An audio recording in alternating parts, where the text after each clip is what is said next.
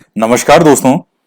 देखिए मित्रों, हम माध्यमिक शिक्षा बोर्ड की जो 8वीं क्लास की पुस्तक है उसमें सामाजिक विज्ञान की, उसमें कानून और भारतीय न्यायपालिका का चैप्टर जो है वो हम पढ़ रहे थे। तो एक क्लास इसकी हो गई थी, तो आज ये सेकंड क्लास है जिसमें आगे हम पढ़ने वाले हैं कानून और भारतीय न्यायपालिका के बारे में। तो इससे पहले जो आपको एक क्वेश्चन का जवाब देना है कि जो संघीय सरकार है, संघीय सरकार, तो संघीय सरकार के अंदर कार्यपालिका में कौन कौन शामिल होता है। क्वेश्चन फिर से सुनेगा कि जो संघ की सरकार होती है या जो केंद्र की सरकार है, तो उसमें कार्यपालिका के अंतर्गत कौन कौन आता है, यह आपको कमेंट करके बताना है। और वीडियो को लाइक जरूर करें, शेयर भी क्या कीजिए, व्हाट्सएप पे भी स्टेटस वगैरह आप इतने लगाते हैं, तो कभी इन वीडियो का जो लिंक है उसको भी कभी कभी लगा लीजिएगा। तो आगे हम पढ़ते हैं। आगे भारत में न्यायपालिका की संरचना, तो यहां से हमें पढ़ना था। हमारे देश में एकीकृत न्यायपालिका की व्यवस्था है जिसमें सबसे नीचे के स्तर पर स्थानीय और जिला अदालतें होती हैं। राज्य स्तर पर उच्च न्यायालय या कुछ राज्यों में संयुक्त रूप से उच्च न्यायालय है, और सबसे ऊपर राष्ट्रीय स्तर पर एक सर्वोच्च और उच्चतम न्यायालय है। तो ये एकीकृत न्याय व्यवस्था कहलाती है। अगर भारत के स्तर पर देखें तो सबसे बड़ा एक ही है, सुप्रीम कोर्ट। फिर सुप्रीम कोर्ट एक है, ये जैसे सुप्रीम कोर्ट है। इसके बाद में जैसे अलग अलग राज्य हैं, और कुछ ऐसे राज्य हैं जैसे मान लीजिए राज्य अगर बहुत ज्यादा छोटे हैं तो दो चार को मिलाकर के एक हाई कोर्ट बना देंगे। तो इस तरह से मिला करके तो अलग अलग जो राज्य हैं उनमें हाई कोर्ट होती है, उस राज्य की हाई कोर्ट। और उस राज्य की हाई कोर्ट के जो नीचे हैं वो फिर उस राज्य के जो अधीनस्थ न्यायालय हैं, जिसमें डीजे कोर्ट से लेकर के, और जो मुंसिफ कोर्ट होती है, सबसे निचली कोर्ट है वो मुंसिफ कोर्ट होता है, जिसमें नया जैसे आरजेएस में सिलेक्शन होता है राजस्थान जुडिशियल सर्विस में, तो सबसे पहले वो मुंसिफ कोर्ट में लगता है, मुंसिफ मजिस्ट्रेट। फिर आगे से आगे फिर वो एसीजेएम है, एडीजे है, और फिर आगे डीजे तक बनते हैं डिस्ट्रिक्ट जज। तो उसके ऊपर फिर डीजे के ऊपर जो है वो फिर आगे होता है हाई कोर्ट। तो ये व्यवस्था है। ये चार्ट में देखिएगा, सबसे ऊपर सर्वोच्च न्यायालय, फिर उच्च न्यायालय, और उसके बाद निचली अदालतें या जिनको न्यायालय कहते हैं। सबसे पहले बात करते हैं सर्वोच्च न्यायालय के बारे में। सर्वोच्च न्यायालय हमारी न्यायपालिका का सबसे बड़ा न्यायालय है, हमारे संविधान का रक्षक है। उसको संविधान की व्याख्या करने का अधिकार है। यह नागरिकों के मूल अधिकारों की रक्षा करता है। यह देश के समस्त न्यायालयों से ऊपर है, इसलिए यह अंतिम अपीलीय न्यायालय भी है। जैसे आप देखते भी हैं कई बार कोई भी अपराध या कोई भी घटना हो तो उसमें जैसे आगे से आगे अगर अपील अपील हो तो लास्ट यानी सर्वोच्च अपील का न्यायालय कौन सा है, तो वो सुप्रीम कोर्ट है। सर्वोच्च न्यायालय के मुख्य न्यायाधीश की नियुक्ति कौन करता है? राष्ट्रपति। मुख्य न्यायाधीश की सलाह से ही राष्ट्रपति द्वारा अन्य न्यायाधीशों की नियुक्ति की जाती है। सर्वोच्च न्यायालय का न्यायाधीश बनने के लिए व्यक्ति में निम्नलिखित योग्यताएं होनी चाहिए। तो ये देखिएगा कि सर्वोच्च न्यायालय का जो ये मुख्य न्यायाधीश होता है, चीफ जस्टिस, उसकी नियुक्ति कौन करता है? राष्ट्रपति के द्वारा। और राष्ट्रपति जो है वो उस मुख्य न्यायाधीश की सलाह से अन्य न्यायाधीशों की जो नियुक्ति करता है।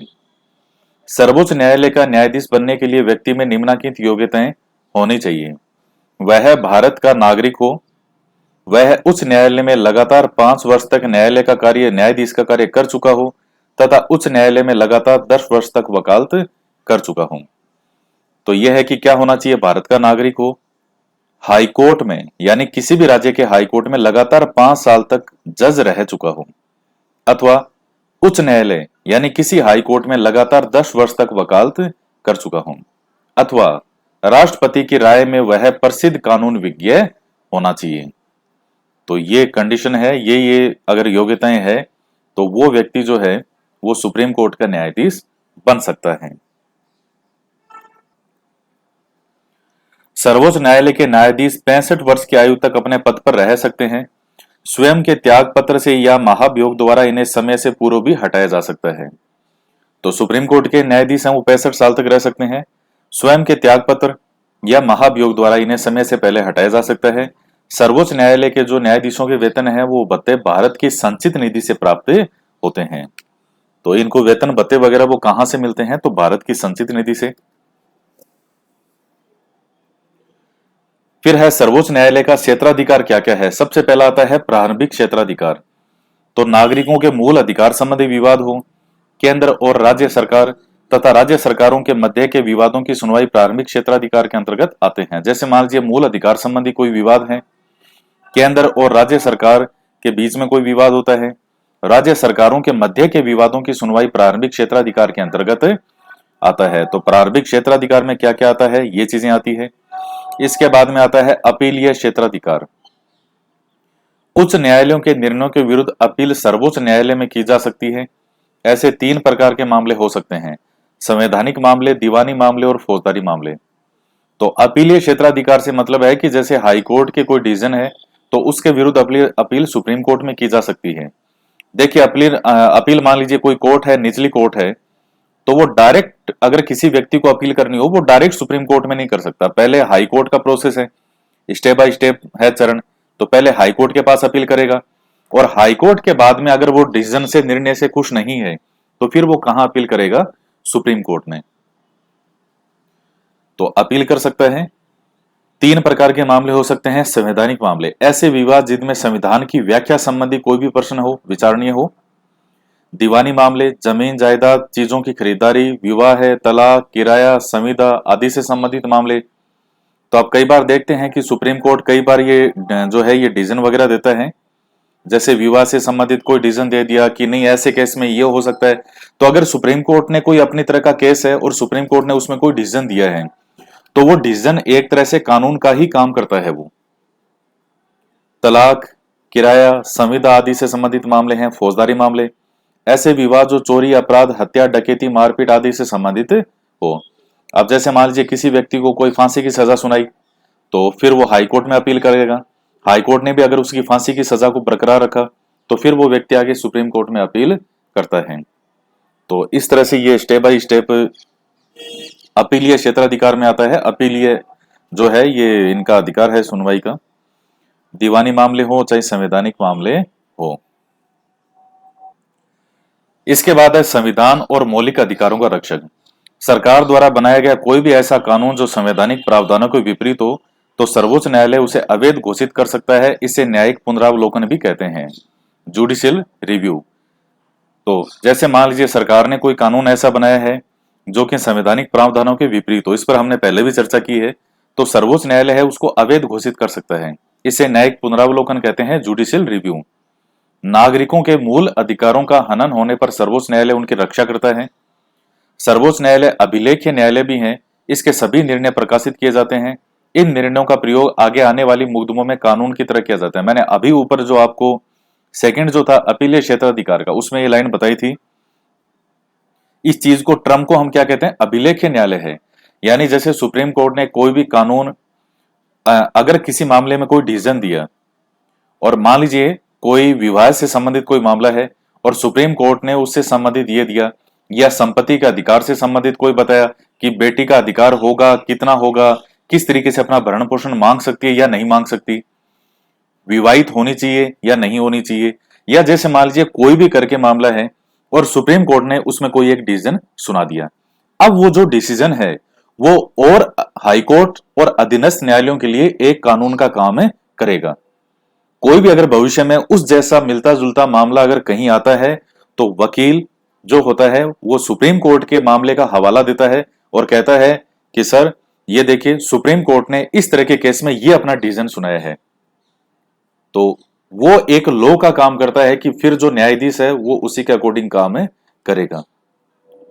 तो इसलिए सुप्रीम कोर्ट के जो डिसीजन होते हैं वो अलग से प्रकाशित किए जाते हैं और कई बार न्यूज़पेपर में भी आता है कि इस किस तरह का मामला है और सुप्रीम कोर्ट ने इसमें यह डिसीजन सुनाया है। तो ये चीज है। उच्च न्यायालय, राज्य में सबसे बड़ा न्यायालय उच्च न्यायालय होता है। राजस्थान का उच्च न्यायालय जोधपुर में है और इसकी एक पीठ यानी बेंच जो है वो जयपुर में है। देखिए जुडिशरी से संबंधित आप देखते हैं 2 टर्म आती है, एक तो आता है बार, एक होता है बेंच। बेंच से मतलब तो होता है जुडिशियरी और बेंच यहां तो दरअसल यहां जो बेंच है वो दरअसल ब्रांच से है, एक पीठ से मतलब है। वैसे बेंच से मतलब जो है बार बेंच कहते हैं जो। तो बेंच से मतलब जुडिशियरी है और बार से मतलब वकीलों से लेते हैं, वकीलों की बार होती है पूरी। तो वैसे जुडिशियरी से टर्म बेंच से मतलब जुडिशियरी से है और बार से मतलब वकीलों से। यहां बेंच से मतलब ब्रांच से है। इसमें मुख्य न्यायाधीशों की नियुक्ति संबंधित राज्यपाल और सर्वोच्च न्यायालय के न्यायाधीश की सलाह से राष्ट्रपति करता है। यह बहुत महत्वपूर्ण लाइन है अभी आपके सामने कि राजस्थान का हाईकोर्ट कहां पे है, जोधपुर में है। यह जब आप राजस्थान का एकीकरण पढ़ते हैं तब उसमें जो फोर्थ चरण था वृहत राजस्थान का, तो उसमें यह डिसाइड किया गया था कि राजधानी कहां रहेगी, हाईकोर्ट कहां होगा, शिक्षा विभाग कहां होगा, खनिज मंत्रालय है, ये विभाग है खनिज विभाग, ये कहां पर होगा, वन विभाग कहां होगा। तो ये इस तरीके से कई डिपार्टमेंट फिक्स किए गए थे। रेवेन्यू डिपार्टमेंट है वो कहां होगा। तो उस समय हाईकोर्ट कहां बनाया गया था, जोधपुर। और फिर बाद में इसकी एक ब्रांच बना दी गई थी जयपुर में। तो जो जयपुर में हाईकोर्ट है वो जोधपुर हाईकोर्ट की ब्रांच है। हाईकोर्ट तो आपका जोधपुर ही माना जाएगा।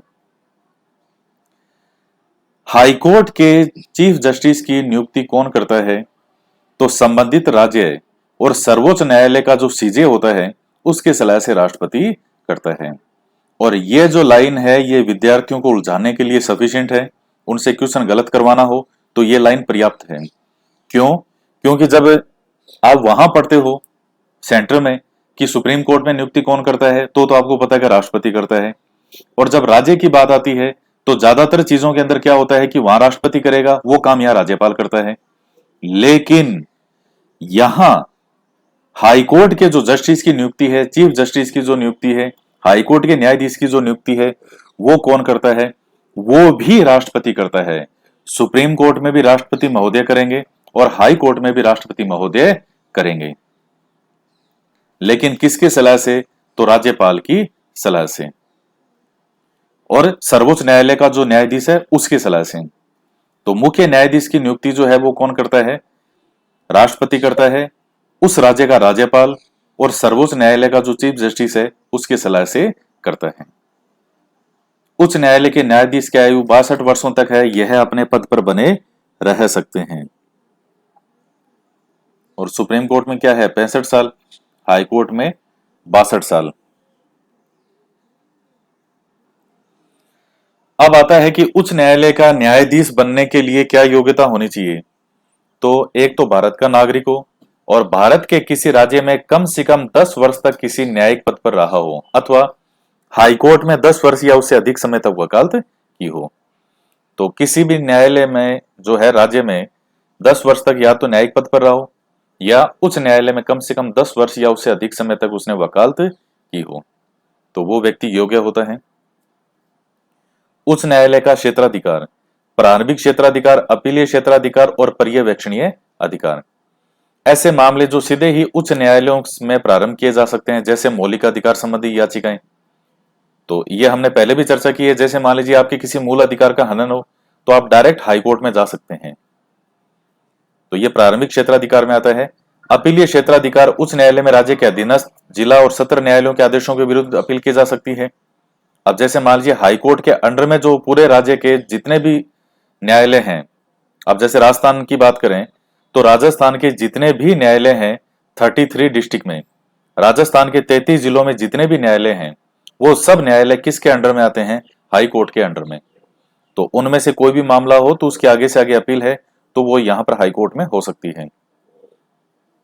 पर्यवेक्षण अधिकार, तो उच्च न्यायालय को राज्य के समस्त न्यायालयों का निरीक्षण करने, सूचना प्राप्त करने, कार्य प्रणाली, कार्यवाही के संचालन संबंधी सामान्य नियम बनाने का अधिकार है। अधीनस्थ न्यायालयों के प्रकरणों की कानूनी व्याख्या करने के लिए उन्हें अपने पास मंगवाने का अधिकार भी है। तो यह है, तो जैसे मान लीजिए अधीनस्थ न्यायालयों को चेक करने का अधिकार है। जैसे मान लीजिए सुबह कोर्ट का टाइम अगर 10 बजे है तो हाई कोर्ट के कोई भी जज साहब हैं वो 10:05 पे कोर्ट में जा सकते हैं चेक करने के लिए कि उस न्यायालय के जो न्यायाधीश हैं वो 10 बजे तक कोर्ट में आए हैं या नहीं आए। अगर उनको वहां सामने बैठे नहीं दिखाई दिए, उनको नहीं दिखे ऑफिस में आए हुए, तो फिर वो उनसे कारण बताओ पूछ लेंगे। नोटिस दे दिया जाएगा कि बताइए आप उस समय उपस्थित क्यों नहीं थे समय पर। 5 बजे से पहले कोर्ट छोड़ दिया, 4:30 बजे जज साहब घर पे चले गए और हाईकोर्ट के जज साहब 4:40 पे पहुंच गए कि भैया क्या है आपके जज साहब, क्या साहब वो तो घर पे गए। तो ये सुपरविजन का अधिकार होता है। किसी भी न्यायालय को चेक किया जा सकता है, किसी भी न्यायालय में क्या मामला चल रहा है, या अगर इन्हें लगे कि कोई भी केस ऐसा हो तो उसको अपने पास भी मंगाया जा सकता है। तो ये चीजें हैं। ये जब आप रीट पढ़ते हैं इसमें जो हाई कोर्ट या सुप्रीम कोर्ट 5 तरह की जो रीट जारी करता है, तो उसमें जैसे बंदी प्रत्यक्षीकरण है, परमादेश है, उत्प्रेषण है। तो उसमें उत्प्रेषण जो एक रीट आती है, तो उत्प्रेषण की रीट क्या है, ये मतलब हम बाद में कभी पढ़ेंगे रीट वगैरह के बारे में। उत्प्रेषण जो ऊपर मंगाना, ऊपर की तरफ मंगाना, यानी निचले न्यायालय में कोई मामला है तो उसको या तो वो उस न्यायालय के अधिकार क्षेत्र बाहर हो, या कोई भी अगर लगे हाई कोर्ट को तो उसको वो अपने पास मंगा सकते हैं। ये चीज है। नेक्स्ट पॉइंट है न्यायपालिका की स्वतंत्रता। हमारे संविधान में न्यायपालिका को बहुत महत्वपूर्ण भूमिका प्रदान की है। हमारे संविधान ने न्याय करने का कार्य बिना बिना किसी दबाव या हस्तक्षेप से तभी हो सकता है जब न्यायपालिका स्वतंत्र रूप से कार्य करे। हमारे संविधान ने न्यायपालिका की स्वतंत्रता को बनाए रखने के लिए इसे व्यवस्थापिका और कार्यपालिका से अलग रखा है।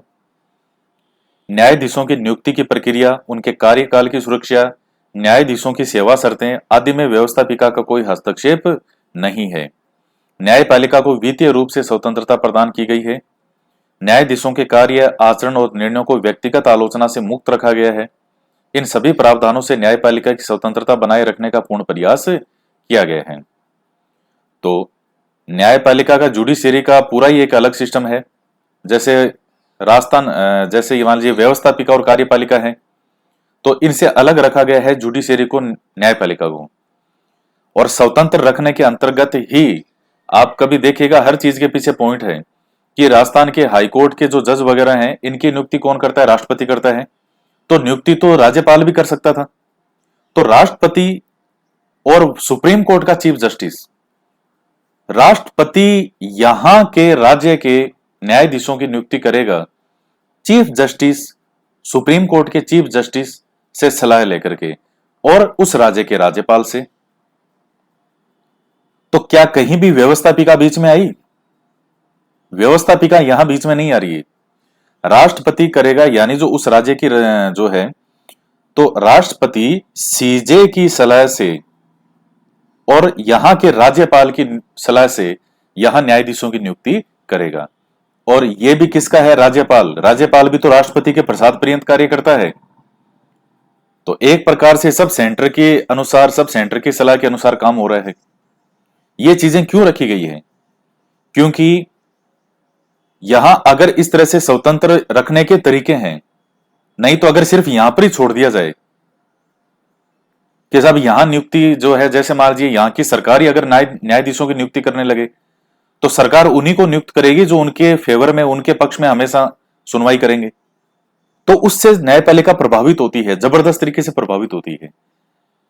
तो इसलिए राष्ट्रपति, वहां का सीजे सुप्रीम कोर्ट का, और यहां का राज्यपाल, और चूंकि राज्यपाल की भी नियुक्ति कौन करता है? राष्ट्रपति। तो इसलिए इस चीज को रखा गया है ताकि जुडिशियरी व्यवस्थापिका से, कार्यपालिका से, इनसे स्वतंत्र रहे। तो कार्यकाल की सुरक्षा और न्यायाधीशों की सेवा शर्तें, तो जैसे जो आप देखते हैं कि कितना पे ग्रेड आता है, यहाँ अलग अलग वैकेंसी में आप जो तैयारी करते हैं, फर्स्ट ग्रेड का अलग है, इन सब का अलग अलग होता है, रीट का अलग होता है, आरएस का अलग है। ये राजस्थान सरकार तय करती है।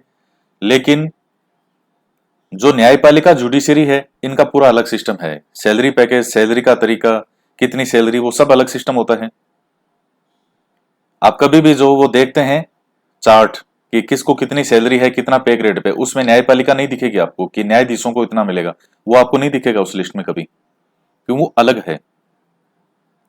वित्तीय रूप से स्वतंत्रता है। कार्य, आचरण और निर्णयों को व्यक्तिगत आलोचना से मुक्त रखा गया है। आपने कभी न्यूज़पेपर में ये देखा है कि न्यायपालिका ने आज ये निर्णय दिया, तो क्या मीडिया उस निर्णय की कभी भी क्या धज्जियां उड़ाता है? नहीं उड़ा सकता। जुडिशियरी का जो निर्णय है वो सर्वोच्च माना जाता है ताकि वो स्वतंत्र रहे। ऐसा नहीं है कि कोई भी डिसीजन, आज जज साहब ने इसको सजा सुनाई तो आपने उस फैसले की धज्जियां उड़ाना शुरू कर दिया। नहीं नहीं, ये गलत किया, वो किया। क्योंकि न्यायपालिका जो भी अपना डिसीजन सुनाती है, वो सबूतों के आधार पर सुनाती है। न्यूज़पेपर क्या कहते हैं, लोग क्या कहते हैं, लोगों की भावनाएं क्या है, वो नहीं होता। फैक्ट के आधार पर जो तथ्य होते हैं, सबूतों के आधार पर, गवाहों के आधार पर, इन पर डिपेंड होता है पूरा डिसीजन। तो इन सभी प्रावधानों से न्यायपालिका की स्वतंत्रता बनाए रखने का पूर्ण प्रयास किया गया है। न्याय तक सबकी पहुंच हो और न्याय शीघ्र, सुलभ और सस्ता हो, इसके लिए हमारे देश में कुछ महत्वपूर्ण उपाय किए गए हैं, जिनमें से निम्नलिखित है। तो न्याय देखिए, अगर देरी से मिलता है तो वो भी एक तरह का न्याय है, और ये भारतीय न्यायपालिका की बहुत बड़ी कमी है। हालांकि प्रयास किए जाते हैं, लेकिन फिर भी कि लोगों की पीढ़ियां निकल जाती है और मामला जो है वो कोर्ट में चलता ही रहता है। वो कभी भी जो केस है समाप्त नहीं होता। 20-20 साल, 25-25 साल, 30-30 साल आप भी न्यूज़पेपर में देखते हैं।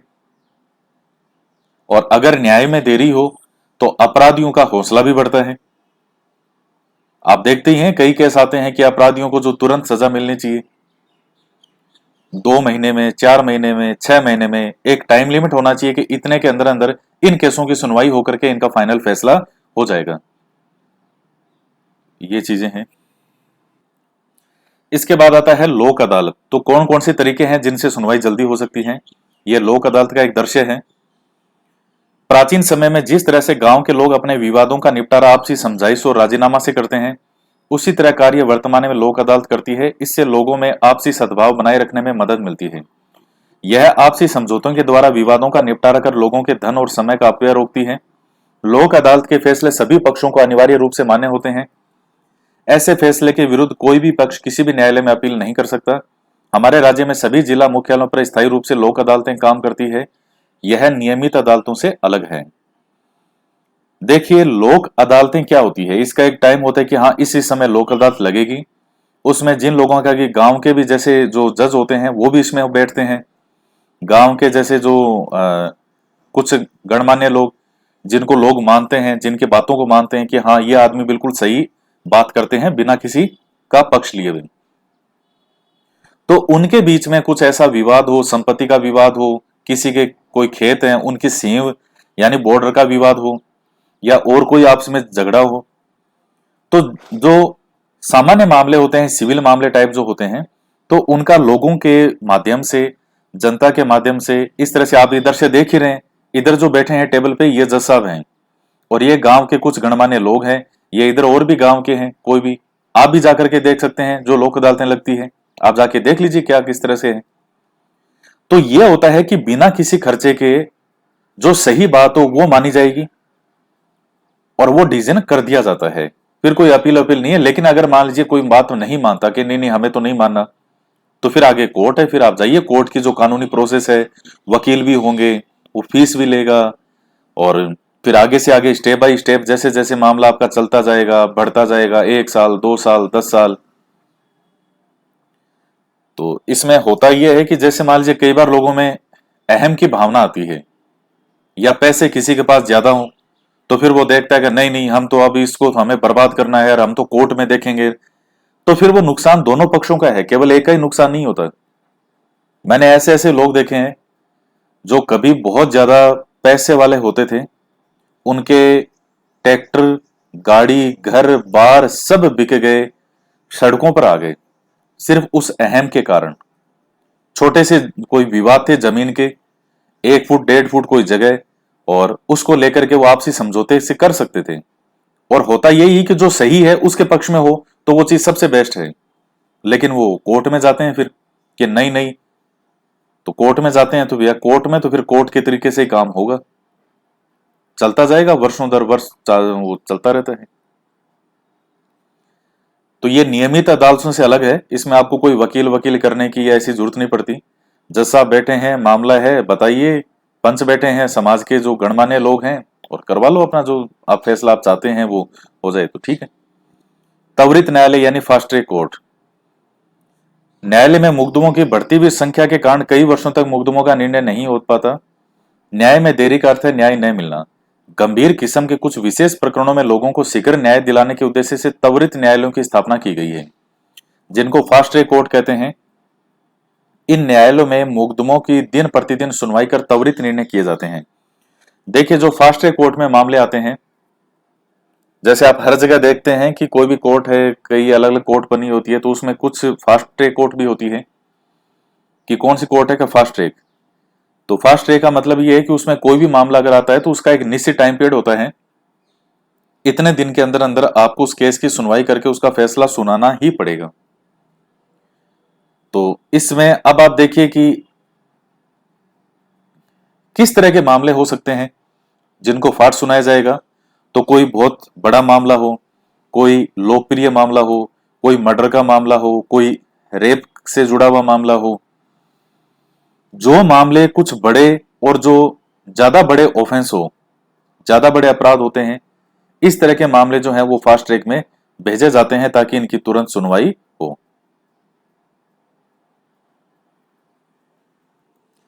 फिर उसके बाद में आती है जनहित याचिका। नागरिकों के मौलिक अधिकारों का उल्लंघन होने पर वे न्यायालय की शरण में जा सकते हैं। कई बार लोगों को अपने अधिकारों की जानकारी नहीं होती, जिससे सरकार या लोगों द्वारा उनके अधिकारों का हनन किया जाता है, तो वे जानकारी के अभाव में उनके उल्लंघन के विरुद्ध अदालत में भी नहीं जाते। ऐसे लोग जो किसी प्रतिकूल परिस्थिति में अशिक्षा, अज्ञानता या गरीबी के कारण न्याय प्राप्ति के लिए स्वयं न्यायालय में नहीं जा सकते, उनके अधिकारों की रक्षा के लिए किसी अन्य व्यक्ति या संस्था द्वारा न्यायालय में जो मुकदमा दायर किया जाता है उसे जनहित याचिका कहते हैं। जनहित याचिका उच्च न्यायालय या उच्चतम न्यायालय में दायर की जा सकती है। किसी भी सार्वजनिक महत्व के मुद्दे पर न्यायालय स्वयं भी प्रसंज्ञान ले सकता है। जैसे मैंने आपको पहले भी बताया था कि जो जनहित याचिका है, आप भी किसी मुद्दे पर, कोई भी मुद्दा है, आप जनहित याचिका लगा सकते हैं। मान लीजिए कहीं किसी के साथ अन्याय हो रहा है, कोई मान लीजिए कोई बस्ती है, मजदूरों की बस्ती है, गरीबों की बस्ती है, उन पे अत्याचार हो रहा है, कोई आपको सांस लेने में दिक्कत आ रही हो, कि आपके आसपास जो है वो माहौल बहुत खराब हो रहा है, व्हीकल बहुत ज्यादा हो रहे हैं, जो रिहायशी इलाका है उसमें दिक्कत हो रही है, तो इस तरह की चीजों पर आप लगा सकते हैं। यहां जयपुर के अंदर भी जो ये कोचिंग है, तो ये पहले कोचिंग लाल कोठी की तरफ थी, टोंक फाटक, ये लाल कोठी की तरफ इधर कोचिंग थी। अब ये इलाका था पहले रिहायशी और लोग रहते हैं, पास में बगल वाले मकान में आदमी ने कोचिंग खोल ली। अब वो सारे दिन आवाजें आए और व्हीकल जो इसके बाहर खड़े होना चाहिए, अब लोग इसके घर के बाहर भी व्हीकल खड़े करते हैं, इस आदमी को निकलने की जगह नहीं। तो इसलिए फिर क्या है, ये आप देखते हैं कि इस तरह की चीजें हैं, लोग भी रह रहे हैं और पास में कोचिंगें खोली है। तो फिर ये मामला जो है इधर गया था कोर्ट में, और कोर्ट ने फिर यहां से इन कोचिंग को, सभी कोचिंग को हटाने का आदेश दिया कि यहां से सारी कोचिंगें खाली की जाए। तो फिर ये कोचिंगें खाली होकर के जो गोपालपुरा बाईपास वाली जो रोड है, ये जो है ये इधर रिद्धि सिद्धि की तरफ, इस रोड पे फिर सारी कोचिंगें गई और यहां से भी सारे ट्रांसफर होकर के जो है भविष्य में नई जगह स्पेशली कोचिंग के लिए ही बनाई जाएगी। तो ये चीज है, तो ये भी इसी चीज का एक उदाहरण है। जनहित याचिका के माध्यम से वंचित व्यक्तियों और समूहों को न्याय सुलभ हुआ है। ऐसी ही एक जनहित याचिका के आधार पर सर्वोच्च न्यायालय ने 28 मार्च 2001 को सभी राज्य सरकारों को राजकीय और राज्य सहायता प्राप्त विद्यालयों में प्राथमिक स्तर के विद्यार्थियों को 6 माह के भीतर पके हुए मध्याह्न भोजन की व्यवस्था करने के आदेश दिए। न्यायालय ने इस आदेश की क्रियान्विति राज्य सरकारों द्वारा की जा रही है।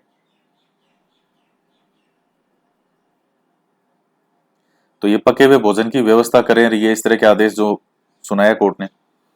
राजस्थान में राजकीय और राज्य सहायता प्राप्त विद्यालयों को उच्च प्राथमिक स्तर के सभी विद्यार्थियों को पका हुआ मध्याह्न भोजन उपलब्ध कराए जा रहे हैं।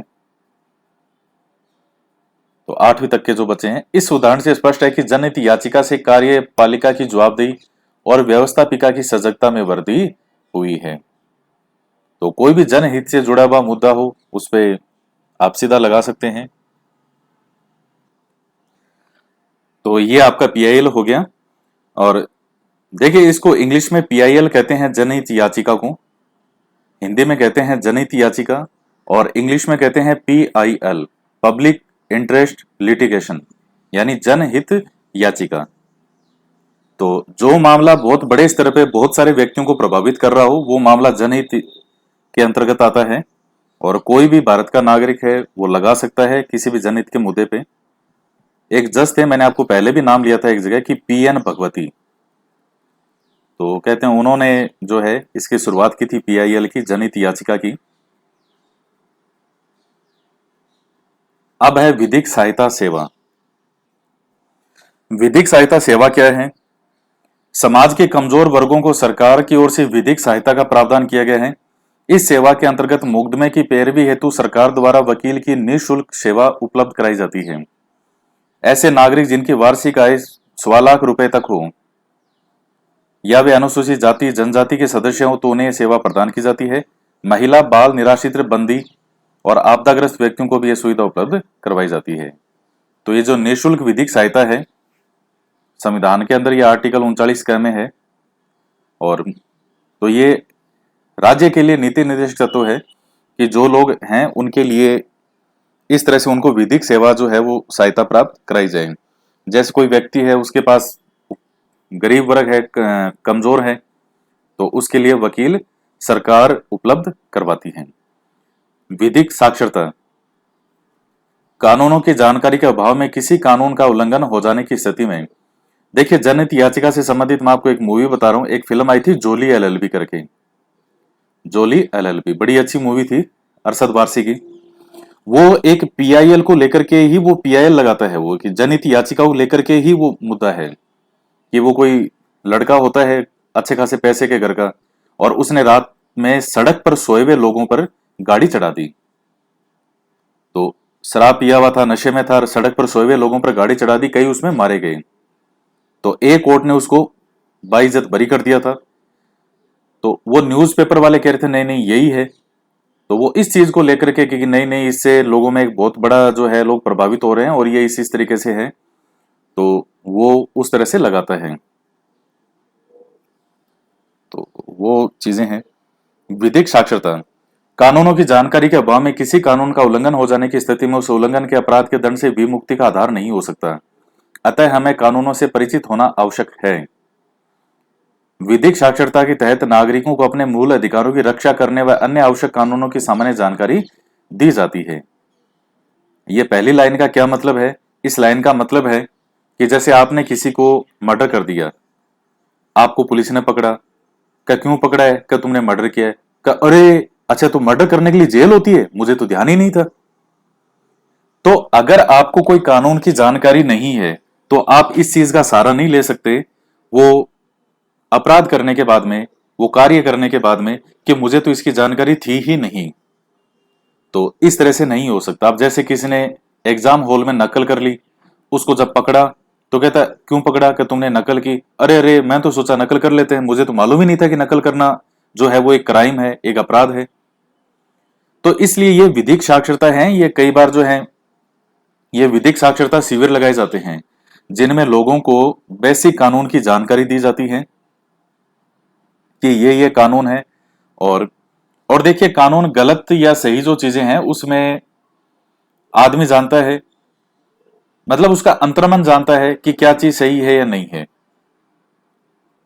अब गाड़ी अगर कोई व्यक्ति सिटी के अंदर बहुत फास्ट चला रहा है और एक ये लिमिट है कि हाँ 60 किलोमीटर से ज्यादा पर स्पीड से कोई गाड़ी नहीं चलाएगा, और अगर कोई चला रहा है तो वो जानता है कि हाँ ये गलत है। तो ये चीजें हैं। तो कानून की पढ़ाई करने वाले विद्यार्थी हैं, वकील व कानून विशेषज्ञ समय समय पर विधिक साक्षरता शिविर, मेले, जनसभाएं इत्यादि के द्वारा लोगों को कानूनों की जानकारी देते रहते हैं। विद्यालयों में भी विद्यार्थियों से संबंधित कानूनी अधिकार और जानकारियों के बारे में बताया जाता है। विधिक साक्षरता से समाज में भाईचारे को बढ़ावा मिलता है और अपराधों में भी कमी आती है। इनसे नागरिकों के उत्तरदायित्व के बोध का विकसित होता है और सजगता से व्यवहार कार्य जो करते हैं। तो इनकी जानकारी वगैरह दी जाती है, कानून की बेसिक लॉ की जानकारी देते हैं। वहां कोई लॉ नहीं पढ़ाएंगे आपको, लेकिन इन शिविर वगैरह में आपको बेसिक जानकारी देते हैं कि आपके क्या क्या अधिकार हैं और कौन कौन सी चीजें जो है वो करना अपराध है। अब आपने मान लीजिए बस में बैठे, भीड़ है, आपने टिकट नहीं ली, अब ये तो आपको भी पता है कि टिकट आपको लेनी चाहिए थी, भले ही उसने नहीं पकड़ा हो, उसके ध्यान में नहीं आया हो, लेकिन आपको भी पता है कि आपने गुनाह तो किया है। तो बिना टिकट के पकड़ने पर सजा भी हो सकती है और जुर्माना, या दोनों। रेल में कोई सफर कर रहे हैं, वहां लोग इस तरीके से बिना टिकट के यात्रा करें तो उनको भी पता है कि हम गलत कर रहे हैं, ये अपराध है। फिर है राजस्थान में ग्राम न्यायालय। ग्रामीण क्षेत्रों में ग्राम पंचायत स्तर पर शीघ्र और सुलभ न्याय दिलाने हेतु ग्राम न्यायालय एक्ट 2008 के तहत ग्राम न्यायालयों की स्थापना की गई है। तो जो ग्राम न्यायालय एक्ट 2008 है, इसके अंतर्गत ग्राम न्यायालय खोले गए हैं। राजस्थान में ग्राम न्यायालयों की स्थापना की गई है। राजस्थान में पहला ग्राम न्यायालय जयपुर जिले के बस्सी में खोला गया है। तो ग्राम न्यायालय जो ग्राम पंचायत स्तर पर शीघ्र और सुलभ न्याय दिलाने के लिए ये एक्ट बनाया गया और इसके तहत न्यायालय खोले गए। तो पहला जो ग्राम न्यायालय है राजस्थान में कहां खोला गया? जयपुर के बस्सी में। चित्तौड़ में भी बस्सी है, वो बस्सी मत कर देना, ये जयपुर जिले वाला बस्सी है। राजस्थान में कई बड़ी बड़ी जगह फेमस भी हैं, वो कई बार दो दो तीन तीन नाम है। शाहपुरा है, भीलवाड़ा में भी है, जयपुर में भी है, राजगढ़ नाम से है, ये भी कई जिलों में मिल जाएगा। तो वैसे ही ये बस्सी है, तो ये जयपुर वाला है। इन ग्राम न्यायालयों में न्यायिक अधिकारियों की नियुक्ति उच्च न्यायालय के परामर्श से की जाती है। कौन यहाँ ग्राम न्यायालय में कौन सा जज बैठेगा, कौन सा मजिस्ट्रेट बैठेगा, तो वो हाईकोर्ट के परामर्श से यहां नियुक्ति करते हैं। तो ये सरकार के द्वारा खोले गए न्यायालय हैं। इस अध्याय में हमने कानूनों की जानकारी और न्याय के महत्व को समझा और साथ ही हमारे देश की न्यायपालिका के संगठन और उसके कार्यों को जाना। हम वंचित लोगों को न्याय उपलब्ध कराने के नवीन प्रयासों से भी परिचित हुए हैं। तो अब आता है शब्दावली। मुकदमा, न्यायालय के विचाराधीन विवाद का मामला। आप जिसको केस कहते हो,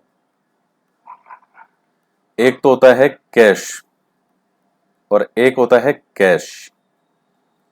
ये तो है मुकदमा और ये है नगद। तो ये केस की बात कर रहा है। मुकदमा, न्यायालय के विचाराधीन विवाद का मामला। अपील, निचली अदालत के फैसले के विरुद्ध पुनः विचार के लिए किसी पक्ष का ऊपरी अदालत में जाना। याचिका, अपने अधिकारों की रक्षा के लिए न्यायालय में प्रार्थना करना। तो वो याचिका लगाना कहते हैं। कई बार देखिए बोलचाल के अंदर लोग ये टर्म यूज करते हैं कि हमने हाईकोर्ट में रिट लगाई है। मतलब इस तरह से ये टर्म बोलचाल में यूज करते हैं। आपने भी सैकड़ों बार बोला होगा, मैंने भी कई बार बोल दिया होगा कि हाईकोर्ट में रिट लगा सकते हैं, रिट लगा सकते हैं।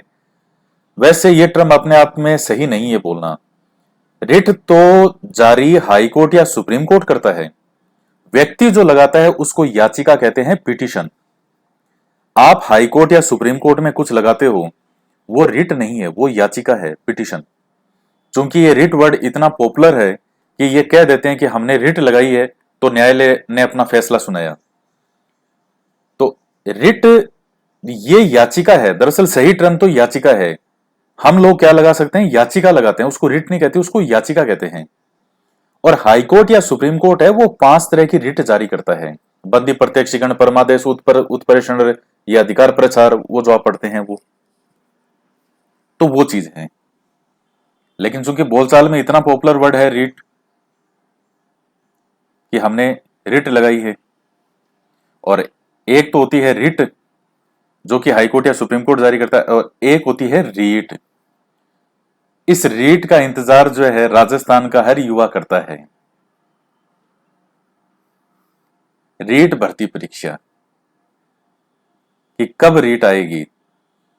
तो एक होती है रिट, हाईकोर्ट या सुप्रीम कोर्ट जारी करता है, और एक आएगी रीट जिसका आप लोग इंतजार कर रहे हो।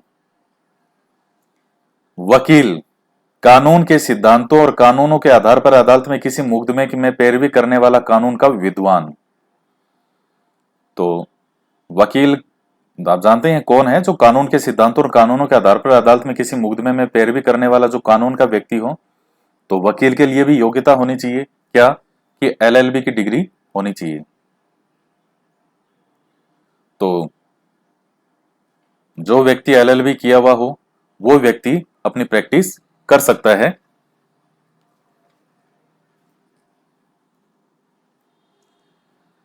नेक्स्ट है निम्नलिखित में से कौन सा मामला फौजदारी कानून से संबंधित है? डकैती, संपत्ति का बंटवारा, विवाह पंजीकरण, किराया। तो क्या संपत्ति का बंटवारा है? नहीं है। विवाह पंजीकरण नहीं है। किराया नहीं है। डकैती, तो डकैती वाला हो जाएगा। विधिक सहायता शिविरों का उद्देश्य क्या है? कानूनी जानकारी देना। अक्षर ज्ञान नहीं। वकील बनाना। प्रौढ़ शिक्षा देना नहीं। कानून की जानकारी देना।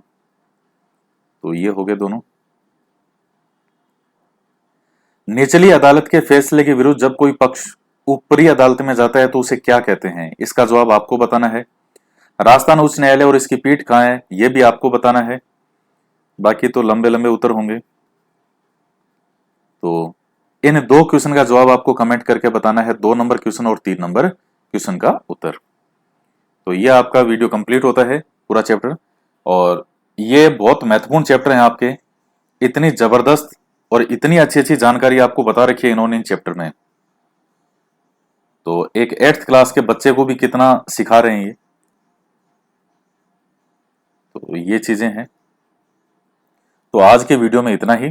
तो मिलते हैं नेक्स्ट वीडियो में एक नए टॉपिक के साथ। जय हिंद, जय भारत।